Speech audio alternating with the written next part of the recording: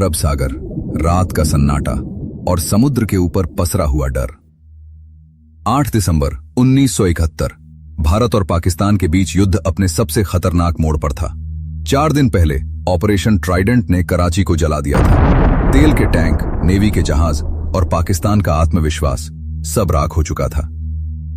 लेकिन युद्ध में सबसे खतरनाक चीज होती है गलतफहमी। पाकिस्तानी नौसेना को लगा भारत अब दोबारा हमला करने की हिम्मत नहीं करेगा। उन्हें लगा पहला हमला चेतावनी था, दूसरा नहीं होगा। यही उनकी सबसे बड़ी भूल थी, क्योंकि भारतीय नौसेना का 25वां मिसाइल स्क्वाड्रन, जिसे द किलर्स कहा जाता था, अब भी समुद्र में मौजूद था और उनका अगला कदम एक सुसाइड रेड होने वाला था। इस मिशन का नाम था ऑपरेशन पाइथन, एक ऐसा ऑपरेशन जिसमें जहाजों को दुश्मन के रडार नेटवर्क के अंदर घुसना था, वहां जहां से वापस लौटने की कोई गारंटी नहीं थी। अगर यह मिशन फेल होता तो भारतीय जहाजों को समुद्र ही उनकी कब्र बना देता। अगर इस ऑपरेशन को एक इंजीनियर की नजर से देखा जाए तो यह बहादुरी की नहीं, प्रिसिजन इंजीनियरिंग की कहानी है। भारतीय नौसेना के पास थी Soviet made P-15 termite missiles, जिन्हें नाटो ने नाम दिया स्टाइक्स। ये कोई साधारण मिसाइल नहीं थी। Liquid fuel engine, active radar homing और सी स्किमिंग फ्लाइट प्रोफाइल।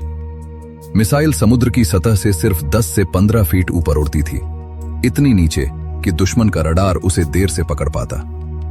लेकिन एक बड़ी समस्या थी, इन स्टिक्स मिसाइल्स को ले जाने वाली ओसा क्लास मिसाइल बोट्स की रेंज बहुत कम थी। वे कराची तक जाकर वापस नहीं आ सकती थी। यही भारतीय नौसेना ने इंजीनियरिंग का जुआ खेला। छोटी मिसाइल बोट्स को बड़े जहाजों के पीछे रस्सियों से बांध दिया गया। ऊंची लहरें, अंधेरा और भारी वजन। अगर एक रस्सी टूटती तो मिसाइल बोट बीच समुद्र में फंस जाती और दुश्मन के रडार पर एक आसान निशाना बन जाती। यह सच में एक सुसाइड मिशन था। कराची की सुरक्षा सिर्फ जहाजों से नहीं होती थी। पूरे कोस्ट लाइन पर फैला था एक मजबूत radar network, anti ship batteries, coastal surveillance और ट्रेन्ड ऑपरेटर्स। लेकिन भारतीय नौसेना ने युद्ध को बंदूक से नहीं, इलेक्ट्रॉनिक से लड़ने का फैसला किया।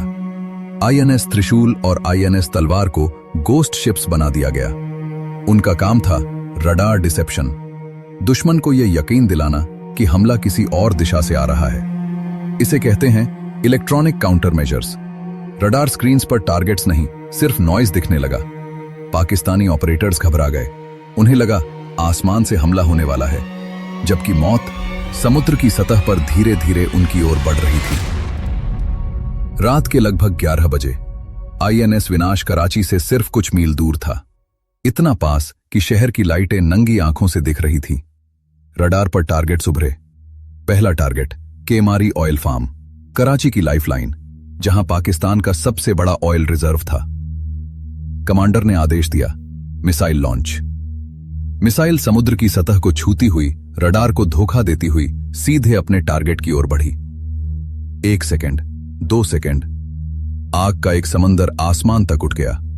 तेल के टैंक एक एक करके फटने लगे।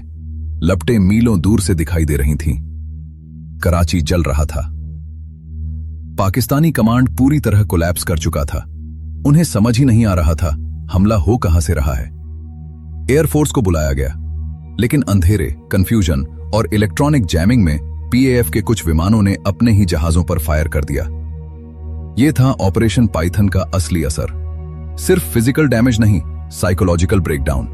दुश्मन अपने ही साए से लड़ने लगा और भारतीय बेड़ा बिना एक भी नुकसान के चुपचाप वापस लौट आया। कराची में आग 7 दिनों तक जलती रही।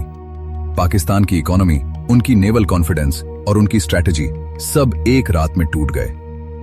ऑपरेशन पाइथन ने दुनिया को सिखाया, युद्ध अब सिर्फ हथियारों से नहीं जीता जाता, इसे जीतते हैं इंजीनियर्स, सिग्नल और इनविजिबल वॉरफेयर। आज जब हम मॉडर्न वॉर्स की बात करते हैं, electronic warfare, cyber attack, radar jamming, तो उसकी नींव 1971 की इसी रात में दिखाई देती है। क्या आने वाले युद्धों में गोली नहीं बल्कि सिग्नल ही सबसे बड़ा हथियार होगा? अपनी राय कमेंट में बताइए। तब तक के लिए सुरक्षित रहें। जय हिंद।